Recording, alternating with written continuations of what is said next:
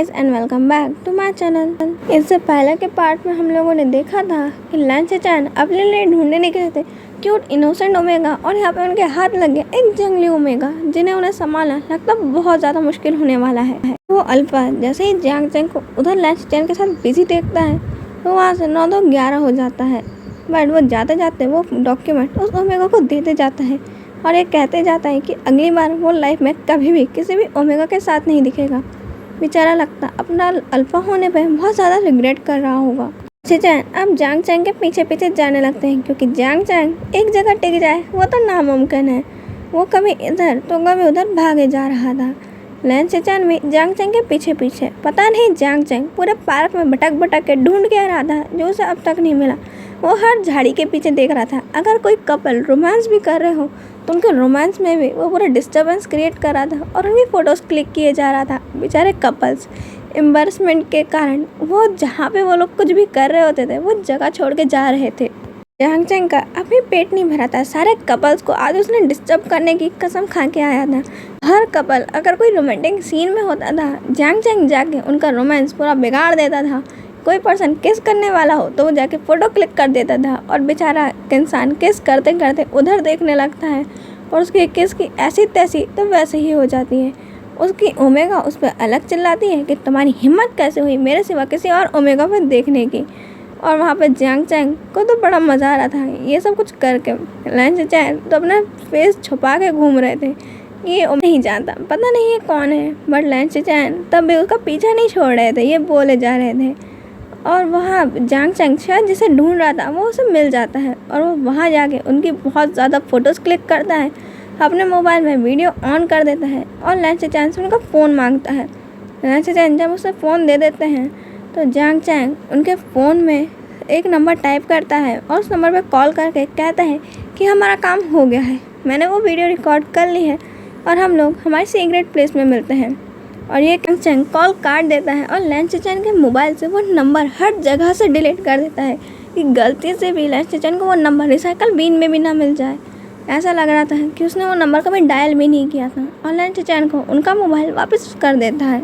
Jiang Chang से पूछते हैं कि तुम इन कपल्स के पीछे क्यों हो, क्या तुम इन्हें जानते हो और इनकी फ़ोटोज़ क्यों खींची और तुमने किसको कॉल किया था। लैंस चैन के पास इतने सारे सवाल थे पर उनका एक भी जवाब नहीं और जियांग चैंग उन्हें बाय कह के वहाँ से निकल जाता है। यहाँ पर लैंस चैन का तो चेहरा ही उतर जाता है कि उनके ओमेगा से उन्हें टाइम और स्पेंड करना था। यहाँ पर टाइम स्पेंड करने की जगह उन्होंने सिर्फ लोगों की डेट्स बर्बाद करी है और जियांग चैंग के जाते ही वहाँ पे जितने कपल्स की डेट जियांग चैंग ने बर्बाद करी थी वो सब के सब अल्फा वहाँ आके लैंस चैन को घूरने लगते हैं और कहते हैं कि तुम्हारे ओमेगा ने हम सबके ओमेगास को जेलस कर दिया और तुम्हें मालूम है कि उनके कारण हमें कितना ज़्यादा फेस करना पड़ा। हमारे ओमेगा हमसे कितना ज़्यादा गुस्सा है, सारी की सारी तुम्हारे ओमेगा की गलती है। लैंस चैन भी माफ़ी मांग रहे थे और ये खुश थे ये सुन गए कि वो अल्फा जियांग चैंग को उसका ओमेगा कह रहे हैं। बट उनकी खुशी शायद ज़्यादा देर तक टिकी नहीं क्योंकि वो सारे अल्फा अब लैंस चैन के पीछे उन्हें मारने के लिए तुम रुको, तुम्हारी ओमेगा की सज़ा हम तुम्हें देते हैं, अब तुम्हें भी मालूम चले कि हमें कितना ज़्यादा दर्द हुआ है। बट लैंस चैन वहाँ से 9-11 हो जाते हैं। अब हम चलते हैं हमारे जियांग चैंग की तरफ जहाँ वो उस रिकॉर्डिंग को और फोटोज़ लेकर एक जगह पहुँच गया था जहाँ पे वो प्लेस एक जंगल के बीच में थी और एक खंडर टाइप बाहर से दिख रही थी बट वो अंदर से बहुत ज़्यादा ही सुंदर थी और बहुत ज़्यादा ही टेक्नोलॉजी यानी कि कंप्यूटर वगैरह सब कुछ वहाँ रखे हुआ था। ऐसा लग रहा था कि एक आर्टिफिशियल लैब तैयार करके रखी हुई है यहाँ पे और वहाँ पे कुछ पर्सन्स बैठे हुए हैं और किसी बात पे डिस्कस कर रहे हैं। और जियांग चैंग उन्हें जाके वो सामान देते हुए कहता है कि मैंने ये कर लिया और मेरा मिशन अब कंप्लीट हो गया। जियांग चैंग उन्हें कहता है कि अब मैं यहाँ से जा रहा हूँ क्योंकि मेरे पास और भी ज़्यादा काम है। जियांग चैंग वहाँ पे वर्क सबमिट करके अपना चला जाता है और वहाँ पे वो तीनों पर्सन एक मीटिंग करने लगते हैं कि इस पर्सन के बारे में उन्हें और भी ज़्यादा डिटेल्स लानी होगी क्योंकि ये डिटेल्स काफ़ी नहीं है और उन्हें और भी ज़्यादा प्रूफ चाहिए। अब हम चलते हैं हमारे लैंस चैन की तरफ जहाँ पे वो जैसे ही अपने घर पहुँचते हैं उनका फेस पूरा तरीके से रेड पड़ा हुआ था और वो भागते हुए आए थे तो वो हाफ वे रहे थे जबकि वो शायद भूल गए थे कि उनकी कार थोड़ी ही दूर पे खड़ी थी जहाँ पे लैनवांग जी उन्हें भागते हुए देख रहा था पर जानबूझ के वहाँ जाके उनकी हेल्प नहीं करता है और कार लेके घर आ जाता है। शिनचैन इस बारे में बात करने के बजाय जब से आए थे सिर्फ जियांग चैंग के बारे में ही बातें करे जा रहे थे और उन्होंने जियांग चैंग के साथ पूरा दिन कैसे बिताया सिर्फ ये बता रहे थे। जहाँ पर लैनवांग जी को लग रहा था कि वो दोनों कोई डिटेक्टिव हो और किसी की जासूसी करने गए थे और पूरा दिन तो ऐसा था। पता नहीं उसके ब्रदर को इसमें डेट कहाँ से नज़र आती है। अरे उस पर्सन से तो आपने पूछा भी नहीं कि आप उसको डेट पे ले जा रहे हो और यहाँ पे उसके ब्रदर पहले ही इस मुलाकात को डेट में कंसिडर कर रहे हैं। लैनवांग जी और लैन जीचन अपनी सोचों में गुम थे कि अब वो अपने अपने ओमेगा से मिलेंगे कैसे और किस तरीके से उनकी लाइफ में वो एंटर मारेंगे। उनके ख्यालों पे बैन आके उनकी मदर लगाती है और उन दोनों से उनकी डेट के बारे में पूछती है कि वो कैसे गई। लैनवांग जी और लैन जीचन कहते हैं कि वो देखिए मदर, वो लोग कार से आई थी, हमें देखा और वहाँ से भाग के चली गई, वो इस तरीके से गई। मदर कहती है कि ढंग से एक्सप्लेन करो वरना तुम जानते हो कि मैं क्या कर सकती हूँ और उनके हाथ में बैलेंस ऑटोमेटिकली प्रकट हो जाता है। लैनवांग जी और लैन जीचन कहते हैं कि मदर, वो डेट हमें देखकर ही भाग गई। लैन कहती है कि मुझे पूरी बात एक्सप्लेन करो। फिर लैनवांग जी बताता है कि वो बस वहाँ पे सीईओ की वाइफ बनने आई थी और जब उन्होंने लैनवांग जी को उस ओल्ड लेडी की हेल्प करते हुए देखा तो उन्हें लगा कि उनकी कंपनी बैंकक्रप्ट हो गई है और वो एक गरीब घर में शादी बिल्कुल नहीं करना चाहती थी, इसलिए वो वहाँ से भाग गई। लैनवांग जी की ये बात में लैन जीचन भी अपनी सहमति जताते हैं। मिस लैन अब मैरिज ब्यूरो कॉल लगाती हैं और उन पर चिल्लाना स्टार्ट करती हैं कि वो कैसे कैसे रिश्ते सजेस्ट करते हैं कि जहाँ पे ओमेगा से तक घटिया होते हैं, उनके पास कोई भी ढंग के रिश्ते नहीं है क्या। बेचारे मैरिज ब्यूरो वाले भी मैडम लैन का कॉल सुन के अपने कान से दूर कर लेते हैं और अपना कान चेक करते हैं तो वहाँ से ब्लीडिंग हो रही थी। मैडम लैन इतनी तेज चिल्ला रही थी कि मोबाइल के थ्रू भी उनके कान से खून आने नॉर्मल बात है। अब तो बेचारे उनको आदत सी हो गई है क्योंकि हर डेट के बाद मैडम लैन ऐसे ही कॉल करती हैं और उन पर इतना चिल्लाती हैं कि उनके घर से ब्लीडिंग स्टार्ट हो जाती है। बेचारे मैरिज ब्यूरो वाले भी आगे फंसे हुए हैं। मिस लैन कॉल काटती हैं और उसके बाद लैन जीचन अब आगे जाते हैं और घुटनों में बैठ जाते हैं। उनके मदर के लैप में सर रखते हुए कहते हैं कि मदर, वो मुझे आपसे कुछ कहना था। मिस लैन कहती हैं कि इतना ज़्यादा प्यार दिखाने की ज़रूरत नहीं, जो कहना है शांति से कहो। लैन जीचन कहते हैं कि मुझे एक ओमेगा पसंद आ गया। मिस लैन कहती है कहने से पहले तो वो एक स्लैप धरती है उनके हेड पे कि इतनी ज़्यादा मेहनत क्यों करवाई, जब खुद को एक ओमेगा पसंद आ गया था तो पहले ही बोल देते, इतनी मेहनत नहीं करनी पड़ती। लैन कहते हैं कि मदर, मैं उस ओमेगा से आज मिला हूँ और वो ओमेगा बहुत ज़्यादा ही क्यूट है। और पीछे से लैनवांग जी कहता है कि बिल्कुल जंगली किटन की तरह। लैन जीचन कहते हैं कि तेरे ओमेगा से तो बेटर ही है, जो इतना इनोसेंट है कि कोई भी उसे बुली कर दे। कम से कम मेरा ओमेगा तेरे ओमेगा को प्रोटेक्ट तो कर ही सकता है, इतना ओमेगा को सेल्फ डिफेंस तो आना ही चाहिए। लैन अब लैनवांग जी की तरफ देखते हुए कहती है कि तुम्हें भी। लैनवांग जी अपना सर झुका लेता है और कहते हैं कि यस मदर, मेरे को भी ओमेगा पसंद आ गया और वो उसी का भाई है। सुनने के बाद भी मिस लैन सेटिस्फाई नहीं थी, वो तब भी उनकी तरफ घूर कर देख रही थी। अब और भी कुछ बता हो तो बता ही दो, वरना इतने सारे झटके मुझे ऐसे ही मिलते रहे तो कहीं मेरा हार्ट फेल ना हो जाए। लैन उन दोनों से ही कह देती है कि पहले तुम दोनों के ओमेगास का मैं टेस्ट लूँगी, अगर वो सब पास हुए तो ही वो तुम्हारी वाइफ ही बन सकते हैं, वरना तुम भूल जाओ। यहाँ पे अब शॉक्ड होने की बारी लैनवांग जी और लैन जीचन की थी। उन दोनों के शॉक्ड के मारे मुँह खुले के खुले रह जाते हैं। मिस लैन उन्हें इसी शॉक्ड फेस में छोड़ के वहाँ से चली जाती हैं। जब वो दोनों सदमे से बाहर आते हैं तब वो कहते हैं कि ये क्या हो गया, यहाँ तो पहले बहू बनेगी फिर हमारी बीवी बनेगी और इसके लिए हमें पहले पटाना भी पड़ेगा और उसको पहले हमें उसको अपना लवर बनाना पड़ेगा। और सीन चलता है जियांग चैंग और वेवोशान की तरफ, जहाँ पे लियांग चैंग बहुत ज़्यादा स्ट्रेस में था और बेचारे का चेहरा देख के लग रहा था कि सारी मुसीबतें सब उसी पे आके टूट पड़ी हैं।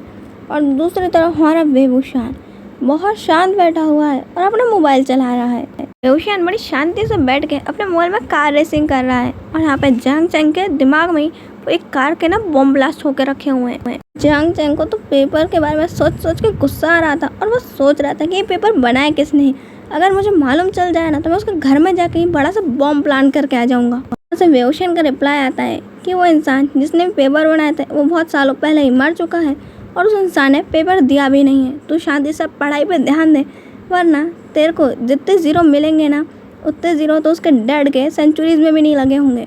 नेक्स्ट डे वो लोग जैसे ही स्कूल पहुंचते हैं सारे स्टूडेंट्स के हाथ में उनको बुक नज़र आ जाती है। यहाँ कॉपी किताब इनके स्टूडेंट्स के हाथों में सिर्फ पेपर के टाइम नज़र आती है, वरना क्लास में कोई स्टूडेंट गलती से दिख जाए ये तो होना ही नामुमकिन है। कुछ टाइम बाद असाइनमेंट स्टार्ट होता है और सब लोग क्वेश्चन पेपर देख के ही सदमे में पहुंच गए थे कि ये सब कुछ क्या पूछ लिया, क्या इनमें से कुछ हमें पढ़ाया भी गया था। उनकी शक्लें देख देख के टीचर्स को बड़ा मज़ा आ रहा था।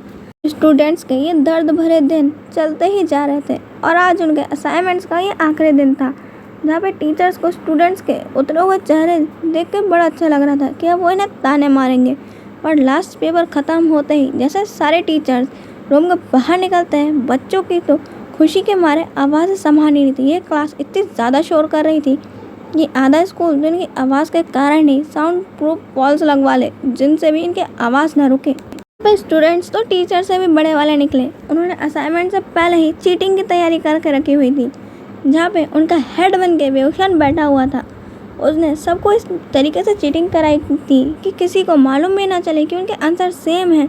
सबके आंसर डिफरेंट बट बिल्कुल करेक्ट। सबसे बड़ी खासियत, सारी टीचर्स जानती हैं कि बेहुशान की और गियोवानी की ग्रुप की दुश्मनी तो चलती ही रहती है, बट शायद उन्हें ये बात नहीं मालूम कि पेपर्स के टाइम पे इनकी दुश्मनी कब दोस्ती में बदलती है।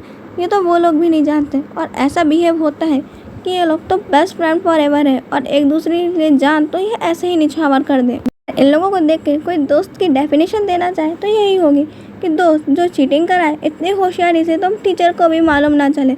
माँ बाप की नज़रों में वो दोस्त हमेशा गिरा हुआ होता है, टीचर की नज़रों में वो हमेशा निठल्ला होता है और दोस्तों की नज़रों में वो ही मेरा यार है। जांग चैंग और बेहुशान घर जा रहे थे कि तभी उनके सामने लंच चल कार रोक के खड़े हो जाते हैं और बेहुशान और जांग चैंग को कहते हैं कि वो उन्हें कार से ड्रॉप कर देंगे। जांग चैंग भी कहता है कि ठीक है, क्योंकि आज उसका मूड कुछ ज़्यादा ही बेटर था। कार के अंदर लैनवांग जी भी बैठा हुआ था। कार में बैठे हुए थे और ड्राइवर कार ड्राइव कर रहा था। वो कार में इतनी ज़्यादा शांति थी कि उस शांति के अंदर अब बेहुशान और जांग चैंग का दम घुट रहा था कि कोई तो कुछ बोलो, इतनी ज़्यादा शांति तो हमारी जान ही ले लेंगी। तभी लैनवांग जी अपना मुंह खोलता है और खोलते से ये बोलता है कि जांग चैंग, बेहुशान, क्या तुम मेरे ब्रदर को कॉन्ग्रेचुलेट नहीं करोगे? मेरे ब्रदर की डार्लिंग ने उन्हें 4 बेबीज़ दिए हैं। ये सुनते ही जांग चैंग का गुस्सा पता नहीं काय के लिए 400 मीटर के पारे के ऊपर चढ़ जाता है। और यहाँ पे लैन चैन इतना ही नहीं कहते, वो कहते हैं कि चिचेंगा तो अपने डार्लिंग से बहुत ज़्यादा प्यार करते हैं। वो तो हमेशा उसकी तारीफ़ें करते नहीं टंगते और उसकी फ़ोटो तो हमेशा अपने फ़ोन में रखते हैं। चिचेंगा का मोबाइल तो अपनी डार्लिंग की फ़ोटो से ही भरा हुआ है। चिचेंगा भी कह रहे थे अपने मन में कि बस वांग जी बस, आज के लिए इतना काफ़ी है। मैं इतनी मौत से आगे बच जाऊँ, फिर तेरे को बताता हूँ कि कौन डार्लिंग। इतनी मिसअंडरस्टैंडिंग क्रिएट मत करे। चिचेंगा तो बस लैनवांग जी को किसी भी तरीके से रोकना चाहते थे, बट वहाँ पे वांग जी कोई रुकने के मूड में था नहीं और भी ज़्यादा उस डार्लिंग की तारीफ़ें करे जा रहा था। जहाँ पे लैनवांग जी की बातें सुन सुन के जांग चैंग का चेहरा गुस्से में इतना ज़्यादा हो गया था कि चिचेंगा को अब डर लग रहा था कि अभी तक ज़िंदा बचा हुआ था, अब पता नहीं मेरा क्या हाल होगा। और चिचेंगा अब गॉड से प्रे करने लगते हैं कि प्लीज़ गॉड आज बचा लेना ना। जांग चैंग ड्राइवर से कहता है कि कार रोको, बट ड्राइवर रोक नहीं रहा था। जांग चैंग गुस्से में कहता है कि कार रोक रहे हो या फिर मैं तुम्हारी लाइफ में तुम्हारी सांसें रोक दूँ। ड्राइवर ये सुनते ही कार रोक देता है और अपने मन में कहता है ओमेगा है या जंगली बिल्ली, ऐसा लगता है बस लोगों की जान लेने के सिवा तो कुछ आता ही नहीं है। बेहुशान और जांग चैंग जल्दी से उस कार से उतर जाते हैं। चैंग लैन चैन को कहता है गुस्से में कि जाओ जाओ तो अपनी डार्लिंग के पास ही चले जाओ और उसके बच्चों का अच्छे से ख्याल रख लेना, और अगर मुझे अब तुम नज़र आए तो मैं तुम्हारा क्या हाल करूँगा वो तुम सोच भी नहीं सकते हैं। और गुस्से में वहाँ से जाने लगता है।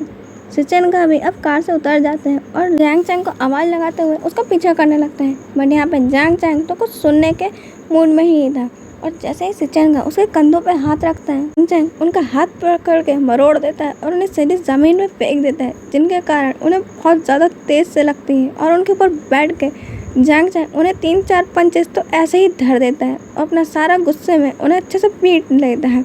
और चिचेंगा जब बोलते हैं कि मेरी बात तो सुनो, बट जांग चैंग कहता है कि मुझे कुछ नहीं सुना, तुम तो बस निकल जाओ यहाँ से। लैन चैन अपने मन में कहते हैं कि मेरे ऊपर से उठो तो तभी तो मैं चल के जाऊँगा। थोड़ी देर बाद जांग चैंग उनके ऊपर से हट जाता है और कहता है कि जाओ जाओ अपनी डार्लिंग की ही केयर कर लो, और अब मेरे को नज़र आए तो तुम।